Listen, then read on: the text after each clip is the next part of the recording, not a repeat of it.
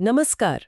आज हम एक बहुत ही दिलचस्प टॉपिक पे बात करने वाले हैं, आदिवासी समाजों में शादी ब्याह के नियम। जी। और कैसे वो नियम उनकी पहचान से, उनकी कह सकते हैं नस्लीय विशेषता से इतने गहरे जुड़े हुए हैं। हमारे पास एक लेख है जो इन सदियों पुराने सामाजिक संरचनाओं और उनमें आ रहे बदलावों की पड़ताल करता है। बिल्कुल। तो आज हम ये समझने की कोशिश करेंगे कि शादी को लेकर ये इतने कड़े नियम क्यों बने, आज के जमाने में उनका क्या हो रहा है और इन बदलावों का भविष्य क्या हो सकता है। बिल्कुल। और देखिए, कई पारंपरिक समाजों में किससे शादी हो सकती है और किससे नहीं, ये सिर्फ एक मतलब व्यक्तिगत पसंद का मामला नहीं होता है। अच्छा। ये पूरे समुदाय की पहचान, उसके अस्तित्व और उसकी नस्ली विशेषता को बचाए रखने की एक रणनीति होती है। तो चलिए इसी रणनीति को थोड़ा खोलते हैं। इन जनजातीय समाजों में शादी का सबसे बुनियादी नियम क्या है? क्योंकि हमारे स्रोत के मुताबिक इसमें एक बड़ा दिलचस्प विरोधाभास है। हाँ, और यही तो इसकी खूबसूरती है। यहाँ दो बड़े नियम एक साथ काम करते हैं। पहला है अंतर्विवाह यानी एंडोगेमी। इसका मतलब बहुत सीधा है, शादी अपनी ही जनजाति के अंदर करनी है। ओके। अगर आप मुंडा हैं तो मुंडा में शादी करें, ओरांव हैं तो ओरांव में। ये अपनी सांस्कृतिक और नस्लीय सीमाओं को एक तरह से सुरक्षित रखने का तरीका है। ठीक है, ये तो समझ आता है। अपनी पहचान, अपनी संस्कृति, अपनी नस्लीय विशेषता को बचाने के लिए एक दायरा बना लेना। लेकिन आपने विरोधाभास की बात की थी, वो कहाँ है? विरोधाभास आता है इसके दूसरे नियम से, जिसे बहिर्विवाह या एक्सोगेमी कहते हैं। अच्छा। इसका मतलब है कि आप अपनी जनजाति के अंदर तो शादी करेंगे, लेकिन अपने ही गोत्र या किली में शादी नहीं कर सकते। वो पूरी तरह से मतलब वर्जित है। अच्छा, तो ये एक तरह की सामाजिक इंजीनियरिंग है। एक ही समय पर अपनी पहचान को बाहरी दुनिया से बचाने के लिए दीवारें खड़ी करना और अंदरूनी तौर पर समाज को स्वस्थ रखने के लिए दरवाजे खुले रखना। बिल्कुल सही शब्द। ये तो कमाल का संतुलन है। आपने एकदम सही पकड़ा। सामाजिक इंजीनियरिंग ये नस्लीय विशेषता को बनाए रखने के साथ साथ आनुवंशिक विविधता भी सुनिश्चित करता है। एक ही गोत्र में शादी ना करने के पीछे का विज्ञान भी तो यही है। तो ये नियम सिर्फ परंपरा नहीं है, बल्कि ये समुदाय को लंबे समय तक टिकाए रखने के लिए बनाए गए सोचे समझे सामाजिक सिद्धांत हैं। ये नियम इतने सख्त क्यों बनाए गए होंगे? मतलब पहचान की शुद्धता को लेके इतनी चिंता क्यों? देखिए, इसका सीधा संबंध उस चीज से है जिसे लेख में नस्लीय भिन्नता और विशेषता कहा गया है। जी। हर जनजाति की अपनी एक अलग पहचान, भाषा, रीति रिवाज, देवी देवता और एक खास वंशानुगत विरासत होती है। सही बात है। बाहरी जनजाति में शादी को अपनी इस अनूठी पहचान को धूमिल करने जैसा माना जाता था। ये डर था कि अगर बाहर से कोई आएगा तो हमारी परंपराएं, हमारी पूजा पद्धति, सब कुछ बदल जाएगा। और ये सिर्फ वंश या खून की बात नहीं होगी, है ना? इसमें रोजमर्रा की जिंदगी के तौर तरीके भी शामिल होंगे। निश्चित रूप से। सोचिए, शादी के रीति रिवाज किसके हिसाब से होंगे? बच्चों के नामकरण की परंपरा कौन सी अपनाई जाएगी? किस देवी देवता की पूजा होगी? अंतर जनजातीय विवाह से इन सब पर मतलब सवाल उठते हैं। और धीरे धीरे सांस्कृतिक पहचान के खत्म होने का डर पैदा होता है। बिल्कुल।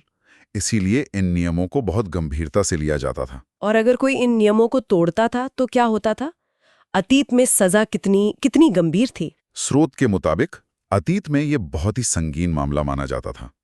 नियम तोड़ने वालों को समाज से निष्कासित तक कर दिया जाता था। निष्कासित? हाँ, और निष्कासित होने का मतलब सिर्फ समुदाय से बाहर होना नहीं था, बल्कि ये एक तरह की सामाजिक मृत्यु थी।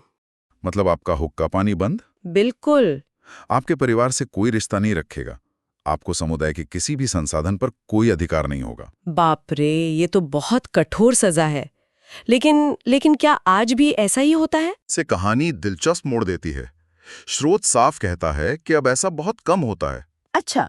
समाज बदल रहा है, सजा के तरीके नरम पड़ गए हैं, लेकिन जो बदलाव आ रहा है वो सजा से कहीं ज्यादा गहरा है।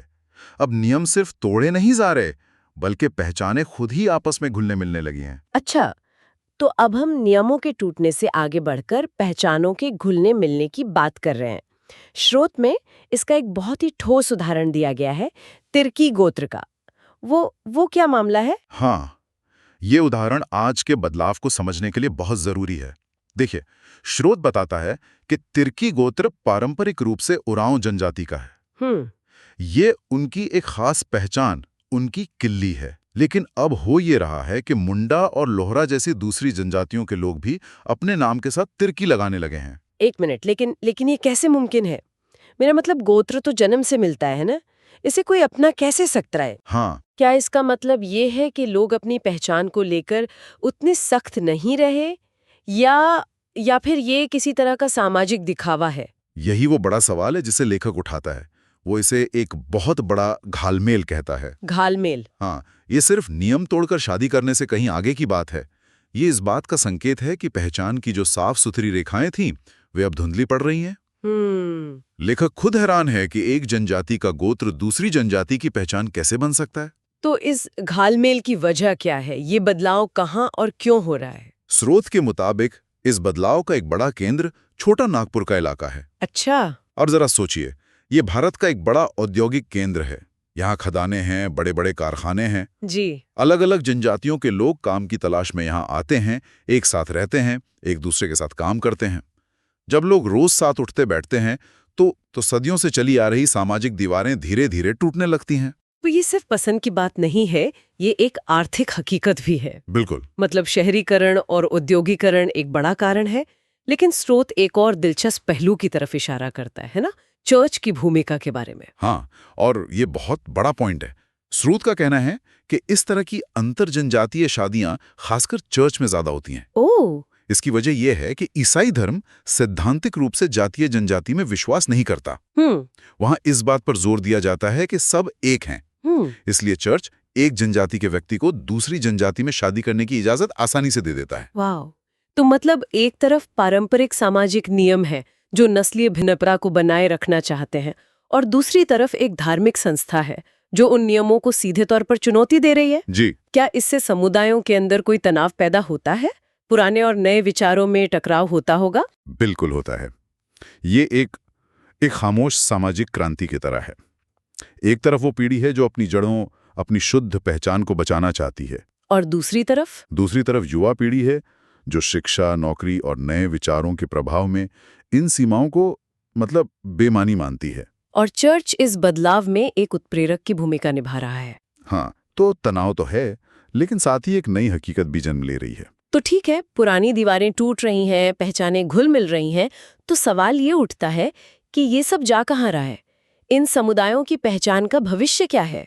स्रोत इस पर एक बहुत ही अनोखा और कह सकते हैं भविष्यवादी विचार रखता है, जो पहली बार सुनने में थोड़ा चौंकाता है। हाँ, और आर्टिकल के आखिर में कही गई ये बात इस पूरी चर्चा का सार है।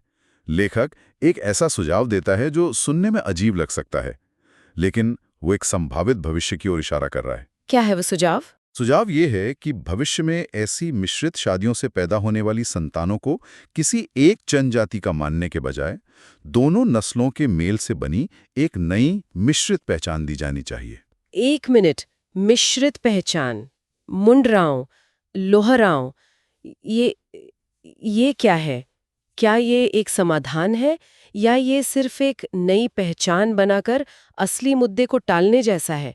ये एक बहुत बड़ा और जायज सवाल है। क्या इससे दोनों संस्कृतियों की जो खास बातें हैं, जो उनकी नस्लीय विशेषता है, वो खत्म नहीं हो जाएगी?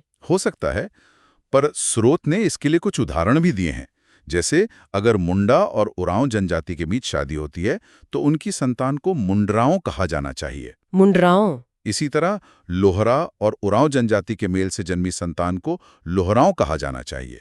लेखक खुद मानता है कि यह सुनने में अजीब है, लेकिन वो जोर देकर कहता है कि भविष्य तो इसी ओर जा रहा है। लेकिन क्या यह सिर्फ नाम बदलने की बात है, या इसके पीछे कोई गहरा मतलब है? नहीं, ये सिर्फ नाम का खेल नहीं है। ये इस हकीकत को स्वीकार करने की कोशिश है कि एक नई संकर, या कह सकते हैं हाइब्रिड पहचान उभर रही है, जो न तो पूरी तरह से एक है और न ही दूसरी। ये इस बात की स्वीकृति है कि शुद्ध नस्लीय पहचान का विचार शायद भविष्य में उतना मायने ही न रखे। तो ये पहचान को एक स्थिर चीज मानने के बजाय एक बहती हुई नदी की तरह देखने का नजरिया है। बिल्कुल, जिसमें नई नई धाराएं आकर मिलती रहती हैं। तो ये तो पहचान की पूरी परिभाषा को ही चुनौती दे रहा है। भविष्य में इन समुदायों के लिए पहचान को कैसे परिभाषित किया जाएगा? क्या वो विशुद्ध रूप से वंश पर आधारित होगी, या फिर एक नई मिश्रित संस्कृति पर? बिल्कुल, और ये नस्लीय भिन्नता और विशेषता के विचार को भी एक नए सिरे से देखने पर मजबूर करता है। जो पहचानें सदियों तक अलग अलग विकसित हुईं, अब वे एक साथ आकर कुछ नया बना रही हैं।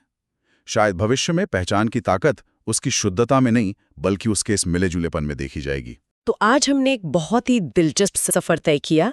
हमने देखा कि कैसे विवाह के सदियों पुराने नियम, जो पहचान और नस्लीय विशेषता को शुद्ध रखने के लिए एक किले की तरह बनाए गए थे, जी, वो अब आधुनिकीकरण, प्रवासन और बदलती धार्मिक मान्यताओं के कारण दरक रहे हैं। और हमने भविष्य की एक ऐसी तस्वीर पर भी बात की जहां मुंड्राओं या लोहराओं जैसी पूरी तरह से नई मिश्रित पहचानों का जन्म हो सकता है। इस पूरी चर्चा के केंद्र में मुझे लगता है परंपरा को संरक्षित करने और एक बदलती दुनिया के साथ खुद को ढालने के बीच का तनाव है। सही कहा। यह सिर्फ शादी के नियमों के बारे में नहीं है, बल्कि ये पहचान के बहुत गहरे मतलब के बारे में है कि हम कौन हैं, हमारा मूल क्या है और भविष्य में हमारी पहचान क्या होगी। ये नस्लीय भिन्नता को बनाए रखने की पारंपरिक इच्छा और एक एकीकृत समाज की आधुनिक हकीकत के बीच का संघर्ष है। बिल्कुल।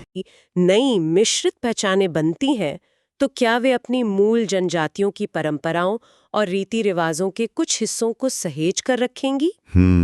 या वे पूरी तरह से कुछ नया बनाएंगी? हाँ, और इस प्रक्रिया में क्या खो जाता है और क्या पाया जाता है?